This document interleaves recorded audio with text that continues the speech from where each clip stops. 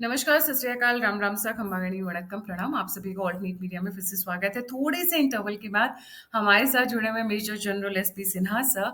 And मुद्दा बहुत important है। एंड तहव्वुर राना को जो रात को 3rd डिग्री टॉर्चर देना शुरू किया गया, उसके बाद वो तोते की तरह बोलना शुरू हो चुके हैं। 18 दिन के रिमांड पर है एनआईए के, और ऑब्वियसली एनआईए नाम तो नहीं लीक करेगी, पर ये कहानी क्या है। और पाकिस्तान से इस वक्त सबसे बड़ा थ्रेट आ रहा है, क्योंकि पाकिस्तान के बहुत बड़े बड़े आसिम मुनीर के बड़े शागिर्द के नाम सामने आने की प्रोबेबिलिटीज बहुत हाई दिख रही हैं। पाकिस्तान के आर्मी ऑफिसर्स, पाकिस्तान के नेता, भारत के अंदर कौन कौन इन्वॉल्व था, ये सारे नाम उगल रहे हैं इस वक्त। Tahawwur Hussain Rana sir, a very warm welcome on the show. Let's get started sir. Bharat Mata की जय।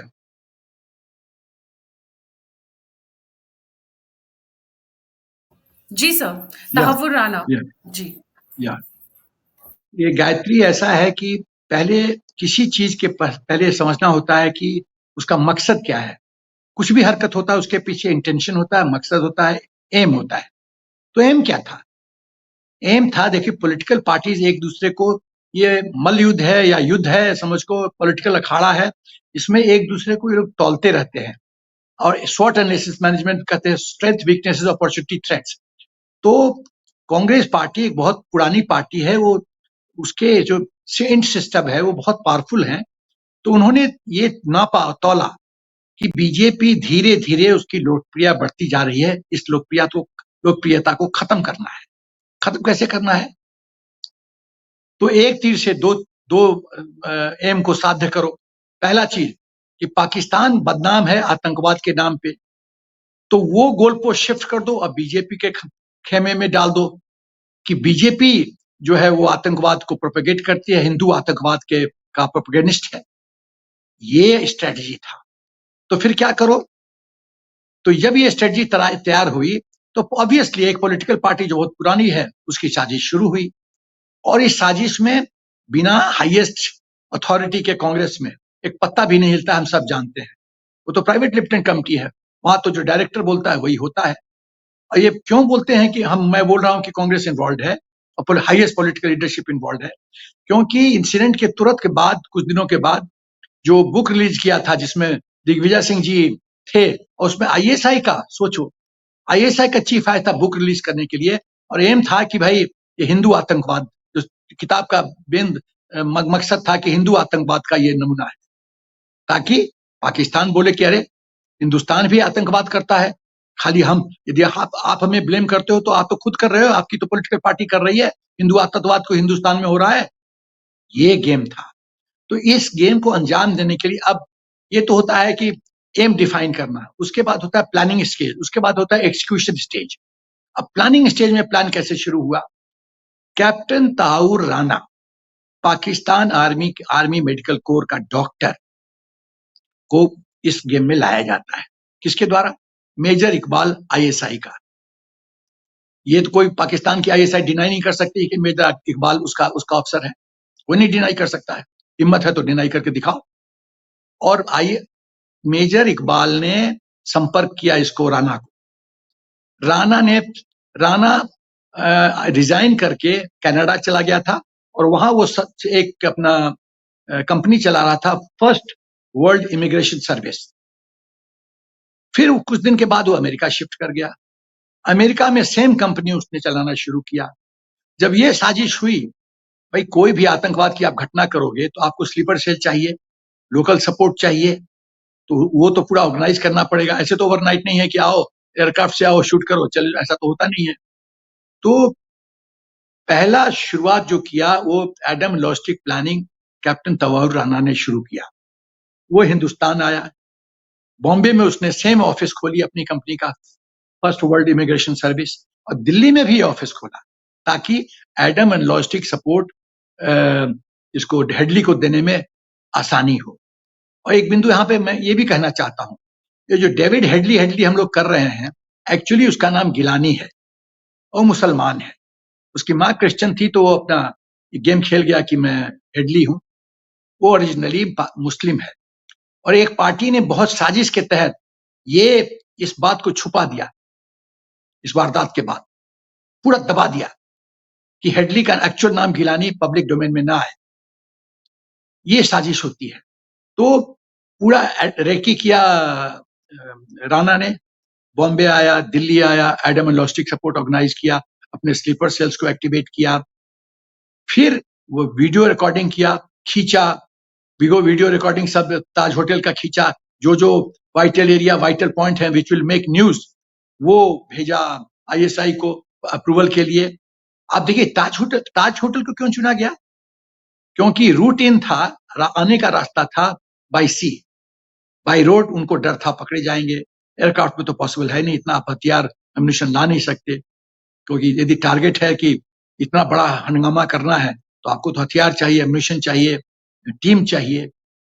तो कसाब को सी रूट से भेजा गया, और सी रूट मोस्ट अनफॉर्चुनेट, सी रूट हम लोग उस समय गार्ड नहीं ठीक से किए थे। और कोई भी जो उतरता है बोट से, उसका जैसे एयरपोर्ट पे चेकिंग होती है, क्यों नहीं चेकिंग हुआ?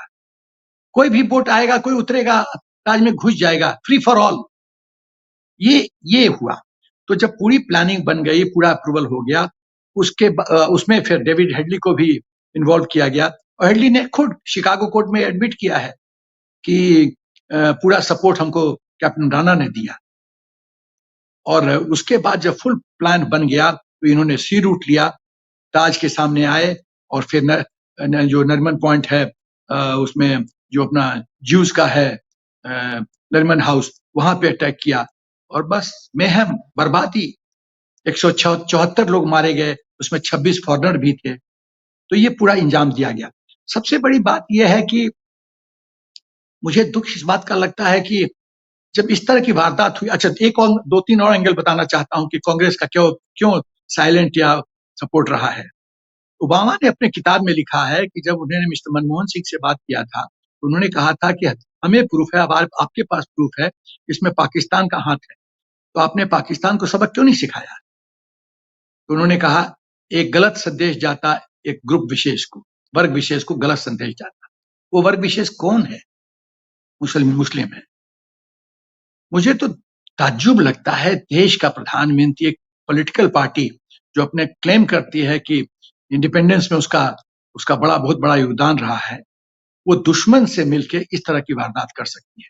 और प्राइम मिनिस्टर बचाने की कोशिश कर रहा है अपने पॉलिटिकल गेम के लिए और तुष्टीकरण की राजनीति के लिए। तो इसमें तो जो दूसरी विदेशी बात, महिला है उनका ही हाथ रहेगा, क्योंकि मनमोहन जी के मुंह में तो फेविकॉल था, वो तो कुछ बोलते नहीं थे, वो ऑब्वियसली तो नहीं पापा रखा है। मनमोहन विदेशी सिंह महिला। खुद, मनमोहन सिंह वो डायरेक्टर जो स्क्रिप्ट देता था वही एक्टिंग करते थे, उनका अपना तो कुछ चलता नहीं था। ये वजह डमी प्राइम मिनिस्टर, डमी, अपनी औकात कुछ नहीं थी, और इसीलिए उनको चुना गया था। भाई प्रणब मुखर्जी दादा थे, क्यों नहीं उनको बनाया गया? क्योंकि बहुत स्ट्रांग व्यक्ति थे, वो मनमानी करने नहीं देते। He was a dummy prime minister, dummy individual. आप चंद्रशेखर जी के टाइम से देखिए, मनमोहन सिंह जी का ये सिंपल फसाड बना के अपने कि हम बहुत सिंपल हैं वगैरह, वो सब गेम खेलते रहे। वो तो मोदी जी ने भी पार्लियामेंट में बोला है कुछ, बरसाती वाला, वो क्या बोले थे वो, उनको बरसाती पहन के नहाने का उनको टेक्निक आता है। तो सवाल उसकी दूसरी बात कि आप दूसरी बात मैं कहना चाहता हूँ, उस समय के एयर चीफ ने कहा था कि आप हमें परमिशन दीजिए, I am ready for surgical strike. क्यों नहीं परमिशन दिया गया? क्यों नहीं दिया गया? हम इतना बड़ा देश है, शक्तिशाली देश है, एक एक छोटा सा पिद्दी देश हमको इतना बहुत बड़ा घाव देके चला जाता है, और हम कुछ नहीं करते, चुप बैठे रहते हैं। इसका जवाब कौन देगा?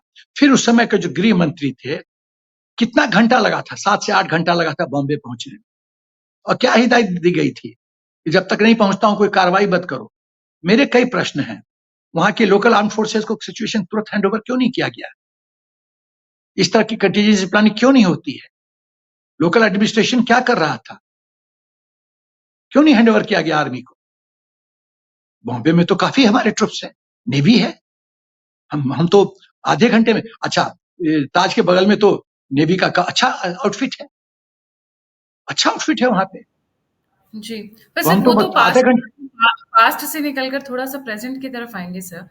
या पूरा ये आपने बताया किस तरह से इसे इकबाल मोहम्मद इकबाल ने किया। मोहम्मद इकबाल 72 ओवरों तक पहुंच चुके हैं। अज्ञात वीरों की जय है, उन्होंने उनको वहां तक पहुंचाने में काफी मदद की। राणा तहव्वुर राणा ने डेविड हेडली, जिसका गिलानी जी के साथ नाम सर ने बताया, साजिश की। Hafiz Saeed was definitely the one who arranged all the resources. Sir मैं अब आऊंगी कि तहव्वुर राणा इस वक्त एनआईए की कस्टडी में है, 18 दिन की। आईएसआई इसको मारने की पूरी पूरी प्लानिंग करेगी, ये कई क्वार्टर से सुनने में आ रहा है। एंड बड़े बड़े ऑफिसर से सुनने में आ रहा है कि इसी वजह से तहावुर राना को बहुत ज्यादा आइसोलेट करके रखा गया है। और थर्ड डिग्री टॉर्चर तो चल ही रहा है, लेफ्ट राइट सेंटर, निकालो और निकालो नाम जी। गायत्री, राणा, कैप्टन राणा किन किन लोगों के लिए खतरा है? हिंदुस्तान के उस पॉलिटिकल पार्टी के लिए खतरा है जो इस साजिश में डायरेक्टली और इनडायरेक्टली इन्वॉल्व थे। साइलेंट सपोर्ट था, डायरेक्ट सपोर्ट था, दोनों पॉसिबल है, तो उनके लिए खतरा है। दूसरा खतरा है कि पाकिस्तान का तो खुद जिसने एग्जीक्यूट किया आर्मी ऑफिसर, वो एडमिट कर रहा है कि हाँ मैंने किया।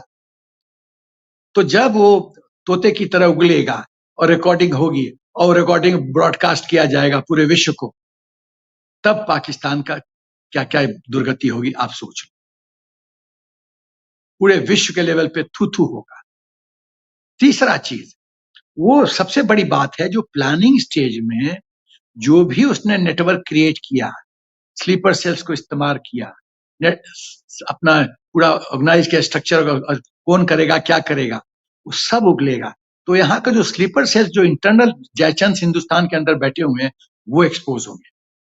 इसके लिए इसका मतलब है पाकिस्तान को खतरा, पाकिस्तान आर्मी को खतरा, पाकिस्तान आईएसआई को खतरा, एक लोग यहाँ का पॉलिटिकल पार्टी जो साइलेंट और इनडायरेक्ट सपोर्ट दे रही थी उसको खतरा, पूरा नेटवर्क एक्सपोज हो जाएगा, पूरा उनका सिस्टम कैसे ऑपरेट हुआ था वो एक्सपोज हो जाएगा। और सबसे बड़ी बात, थू थू यहाँ पर उस पॉलिटिकल पार्टी का शुरू हो जाएगा। तो ये तो बहुत बड़ा खतरा है।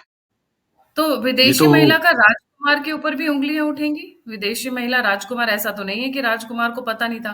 कहा जाता है विदेशी महिला की जो राजकुमारी हैं, उन्होंने इसमें कोऑर्डिनेशन में बड़ी मदद की थी पूरे के पूरे। पाकिस्तान में उनके भी बड़े अच्छे संबंध हैं। जी। संबंध तो देखिए जाहिर होता है कि जब मणिशंकर अय्यर जाता है पाकिस्तान और कहता है कि हमको मोदी जी को हटाने में मदद करो, तो संपर्क तो बहुत साफ है।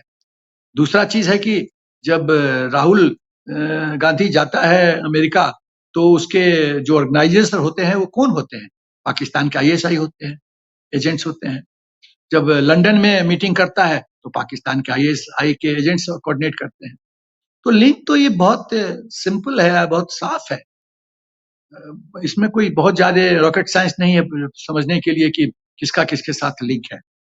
तो यदि ये चीज वो उगलना शुरू करेगा, तोता राणा, तो बहुत लोगों के लिए बहुत बड़ा सिरदर्द हो जाएगा। और ये मैं बता रहा हूं, ये तूफान आएगा, बहुत बड़ा तूफान आएगा पॉलिटिकल सिस्टम में हिंदुस्तान के। और बहुत लोग को जवाब देने में कष्ट होगा, होना भी चाहिए, तूफान आना चाहिए। मुझे आज तक ये नहीं समझ में आया कि इस देश में आप पॉलिटिक्स खेलो, सत्ता की लड़ाई लड़ो, बट ये कोड ऑफ कंडक्ट होता है। आप बेटर परफॉर्म करके दिखाओ, राष्ट्रीय हित में काम करो। आप दुश्मनों के साथ साठगांठ करोगे, आप उनके साथ साजिश करने का प्रयत्न करोगे, डायरेक्ट इनडायरेक्ट सपोर्ट दोगे, और जब वो करेंगे तो आप साइलेंट हो जाओगे, कुछ नहीं करोगे। उसके ऊपर से बुक रिलीज करवाओगे, उसमें आपके बहुत महत्वपूर्ण दिग्विजय सिंह जी रोल अदा करेंगे। दिग्विजय सिंह तो कहते थे हाफिज सईद साहब, वो साहब है क्या? वो आपके लिए सम्मान का पात्र है क्या?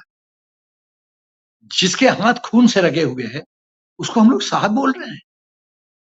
तो ये बहुत लोग एक्सपोज होंगे, तो एक्सपोज तब इतना बड़ा खतरा है, तो अटेम्प्ट होगा इसका मुंह बंद करने के लिए।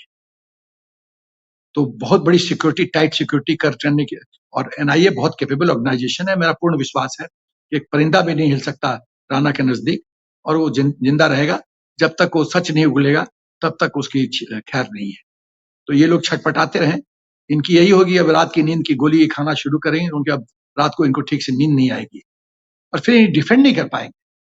मुझे तो लगता है ये खाली ये कह सकते हैं राणा झूठ बोल रहा है, that is not good enough, ये सफिशिएंट नहीं होगा। यदि आप पाकिस्तान को, अब देखिए बालाकोट के बाद क्यों नहीं पाकिस्तान की हिम्मत हुई इस तरह का हरकत करने का, क्यों नहीं हिम्मत हुई? सब शक्ति से डरते हैं, सब शक्ति की पूजा करते हैं।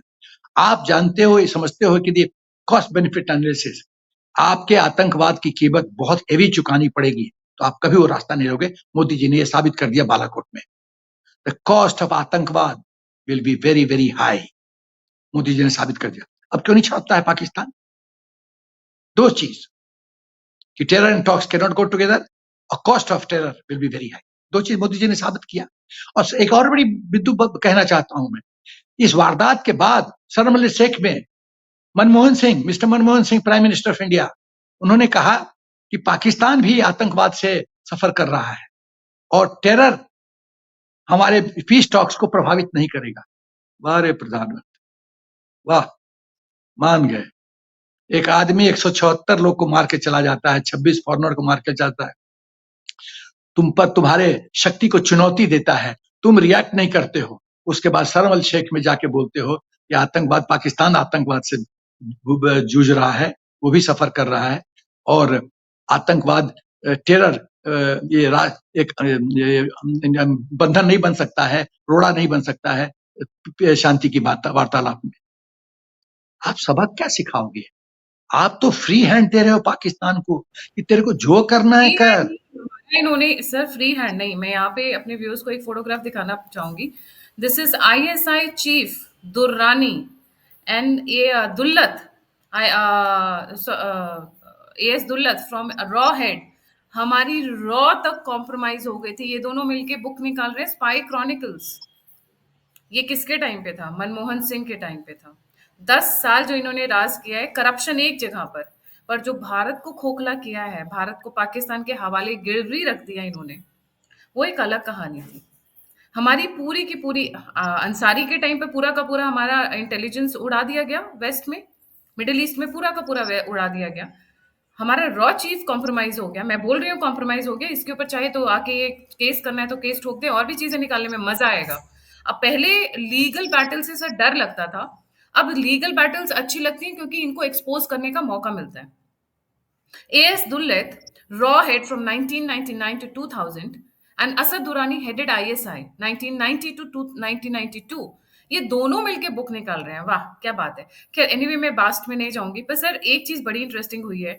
पहले भारतीय जनता पार्टी खुल्लम खुल्ला आकर चीजें नहीं बोलती थी, अब भारतीय जनता पार्टी के स्पोक्समैन खुल्लम खुल्ला नेशनल टेलीविजन पे, डीडी न्यूज चैनल्स पर खुल्लम खुल्ला बोल रहे हैं कि the conspiracy, I'm quoting Pradeep Bhandari from DD National, the conspiracy of Sonia Gandhi led Congress to blame Hindus for 26/11 terror attack was planned well in advance। ये लाइनें, ये अग्रेसिवनेस, ये बिल्कुल आगे आकर बोलना ऑफेंस डिफेंस में, ये बीजेपी ने पहले कभी नहीं अपनाया था और इतनी कॉन्फिडेंस के साथ नहीं बोलते थे। इसका मतलब राणा कुछ नाम उगल चुका है, क्योंकि इतनी इसके ऊपर, इनके ऊपर डेफमेशन केस हो सकता है, पूरा का पूरा कांग्रेस इनको घेर सकती है। इसका मतलब पीछे कुछ नाम उगले जा चुके हैं। जी सर। गायत्री, ये इतना बड़ा षड्यंत्र था कि यदि कसाब जिंदा नहीं पकड़ा जाता तो ये हिंदू आतंकवाद का नाम दे देते और वो जो कलावा पहना रखा था कसाब को हाथ में, उसको बोल देते ये हिंदू था। उसके बाद तो किताब उताब तैयार हो ही जाती, फिर दिग्विजय सिंह मैदान में कूद जाते। मुझे दुख लगता है कि आप पॉलिटिक्स खेलो, सत्ता की लड़ाई करो, नो प्रॉब्लम, लेकिन राष्ट्र के साथ देशद्रोह कैसे कर सकते हो? मुझे दुख इस बात का लगता है। आप दुश्मनों के साथ हाथ कैसे मिला सकते हो? उसको moral support, indirect, direct support कैसे दे सकते हो? आप इनएक्टिव कैसे हो सकते हो? आप भारत की इज्जत को ऐसे कैसे बेच सकते हो? इनएक्टिव हो के आप कहते हो कि आप मेरे को जूते मारते रहो, मैं कुछ नहीं करूंगा। ये कैसे चलेगा? आपके देश की इज्जत क्या रही? क्या रही इज्जत? एक छोटा सा देश, कमजोर देश, जिसको हमने हर एक जंग में हराया, मार के चला जाता है और आप कुछ नहीं करते। उसके ऊपर से शर्म अल शेख में उसको डिफेंड करते हो। इसका मतलब क्या है? कि आप कॉन्स्पिरेसी के हिस्सा हो। नहीं हो तो ये सब क्यों किया? हम लोग को आर्मी में सिखाया जाता है, बैटल इंडिकेशन बताता है कि बैटल कैसे डेवलप हो रहा है। जो ये सब इंडिकेशंस है, your hands are not clean, your hands are not clean. आप हिंदुओं को बदनाम करने के लिए, बीजेपी को लेट डाउन करने के लिए आप आज हिंदू आतंकवाद, हिंदू कभी आतंकी हो ही नहीं सकता है, वो नेचर में नहीं है हमारे। हम वसुदेव कुटुंबकम की बात करते हैं, हम सबका सबका सबकी हम विश्व शांति की बात करते हैं। हम आतंकी नहीं हो सकते, ये हमारे खून में नहीं है। और हिंदू आतंकवाद का मोहर लगा दिया ताकि फिर पाकिस्तान को कांग्रेस कांग्रेस तो कांग्रेस, केजरीवाल में भी थोड़ी नजर डाल लीजिए। देखिए मैडम क्या कह रही हैं, आतिशी मारलेना कह रही है, केजरीवाल के दबाव में आकर केंद्र सरकार ने तहव्वुर राणा को इंडिया ले आई, ठीक है? इसलिए इसका सारा क्रेडिट केजरीवाल को मिलना चाहिए। मतलब सच्ची मुंगेरी लाल के हसीन सपने। ये लोग ना, हम ये कितनी भी सीरियस टॉपिक में जब इनके ये स्टेटमेंट आते हैं ना, ये तो हंसी कंट्रोल नहीं होती है लिटरली, मैं कि मतलब मैं क्या कहूं, केजरीवाल इलॉजिकल। का एक केजरीवाल का गायत्री एक ही मॉडल है, वो है प्रोपेगेंडा। झूठ झूठ झूठ झूठ बोलते रहो। और डॉक्टर गोएबल्स जो हिटलर के प्रोपेगेंडा मिनिस्टर थे, उनका प्रिंसिपल था, a lie spoken 100 times tends to become truth. एक झूठ को 100 बार बोलो तो सच प्रतीत होना शुरू हो जाता है। केजरीवाल एंड कंपनी मास्टर है प्रोपेगेंडा की, इसके बियॉन्ड में क्या बोलूं। मतलब हद होती है, केजरीवाल के प्रेशर में आ गया। मतलब अब क्या बताऊं मैं। हंसी आती है। या। बट सर बड़ी मजेदार लाइन थी। But anyways, look at the foreign policy between 2011 and 2025। देखिए, एक जब उस वक्त चीज एक चीफ चीज मिनिस्टर थे नरेंद्र मोदी जी, उन्होंने लिखा था, US declaring Tahawwur Rana innocent in Mumbai attacks has disgraced the sovereignty of India and it's a major foreign policy setback। और अब एक चीज गायत्री, एक चीज और ना, बहुत इंपॉर्टेंट चीज, आपने ये स्लाइड दिखाया तो एक बहुत महत्वपूर्ण चीज बोलना चाहता हूं मैं। यदि मिस्टर ट्रंप प्रेसिडेंट बन के नहीं आते तो राणा नहीं था हिंदुस्तान, क्योंकि वहां की जुडिशरी क्या रोल अदा करती वो आपको भी पता है, मुझे भी पता है। तो मोदी जी की इच्छा शक्ति, मोदी जी का पॉलिटिकल अपना डिप्लोमेटिक प्रेशर और मिस्टर ट्रंप का कोऑपरेट करना, ये दोनों का नतीजा हुआ है कि राणा यहां लैंड किया है। अब क्रेडिट लेने के लिए तो कल मैं टीवी देख रहा था तो कांग्रेस बोल रही है कि ये शुरुआत तो हमने किया था 2009 में, तो उसका नतीजा है। भाई 2009 में शुरुआत किया तो तुमने एयर चीफ को परमिशन क्यों नहीं दिया सर्जिकल स्ट्राइक के लिए? पाकिस्तान को साहस मिलता था क्योंकि उसको पता था वोट बैंक तुष्टीकरण की राजनीति के कारण कांग्रेस कुछ नहीं करेगी, कोई डैमेज नहीं करेगी पाकिस्तान को, तो मनमानी करो, जो मर्जी आए करो। इसीलिए ब्लास्ट होता था, बॉम्बे ब्लास्ट, कहां कहां नहीं ब्लास्ट होता था। अब क्यों नहीं होता है? क्योंकि कॉस्ट ऑफ टेरर समझ में आ गया पाकिस्तान को, कॉस्ट ऑफ टेरर समझ में आ गया है। तो ये जो हुआ है, ये प्रकृति का एक बहुत बड़ा अच्छा खेल है, लॉ ऑफ कर्मा। भगवान अनपनिश्ड नहीं छोड़ते हैं किसी को। कुछ लोग को यहां सबक सिखाना है, पाकिस्तान को सबक सिखाना है, तो मिस्टर ट्रंप प्रेसिडेंट बने। और बस मोदी जी की इच्छा शक्ति, हमारी फॉरेन डिप्लोमेसी, बस वो रंग ला रही है। और अभी तो मजा तब आएगा जब तोते की तरह उड़ता हुआ राणा पब्लिक डोमेन में सब सच आएगा। तब देखो कि तूफान तूफान कितना आएगा, लोगों को कंक्रीट वॉल से भी नहीं बच पाएंगे वो। विदेशी राजमाता इस वक्त काफी टेंशन में भी होंगी, क्योंकि तार अगर लंबे जुड़े तो वहां तक तो पहुंचेंगे। और अगर प्रदीप भंडारी डीडी न्यूज पर, याद रखिए प्राइवेट चैनल नहीं है, डीडी चैनल है, दूरदर्शन चैनल पर अगर आकर सोनिया गांधी का नाम खुल्लम खुल्ला ले रहे हैं, इसका मतलब उनके पास प्रूफ्स आने शुरू हो चुके हैं। जस्ट वेट एंड वॉच कहां तक ये बात जाएगी। और जब बात लंबी जाएगी तो विदेशी महिला जरूर पकड़ में आएगी। Thank you so much sir for joining. जाने से पहले सभी व्यूअर्स से रिक्वेस्ट है, प्लीज लाइक, सब्सक्राइब और शेयर करना ना भूलें। अगर आप कंट्रीब्यूट करना चाहते हैं तो यूपीआई और नंबर स्क्रीन के ऊपर है। और अगर आप मुझसे कनेक्ट करना चाहते हैं, इन्फॉर्मेशन शेयर करना चाहते हैं, फीडबैक देना चाहते हैं, तो सभी के सभी लिंक्स डिस्क्रिप्शन बॉक्स में। इसी के साथ जय हिंद, जय श्री राम, हर हर महादेव। भारत माता की जय हो।